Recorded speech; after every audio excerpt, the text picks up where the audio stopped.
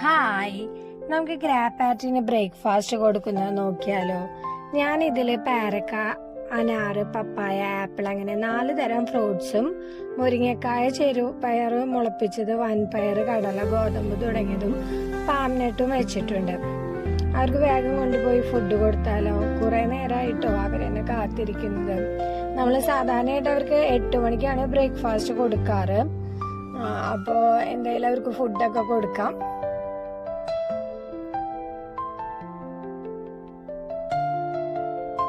ഇതാട്ടോ നമ്മുടെ termed pair.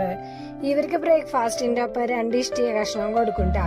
ഇവരെ സ്ഥിരം പരിപാടി ഫുഡൊക്കെ മറച്ചിട്ടിട്ട് അവസാനം നമ്മളെങ്ങനെ നോക്കിയിരിക്കും വിശന്നിട്ട്.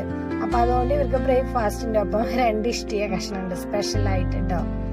പിന്നെ ഇത് മൂപ്പരാള് എഗ് ചെയ്യുന്നോർത്തുനിന്ന് തല പൊക്കി നോക്കിയതാണ്. അപ്പൊ ഫുഡൊക്കെ വന്ന് സന്തോഷത്തിലാണ് എല്ലാവരും.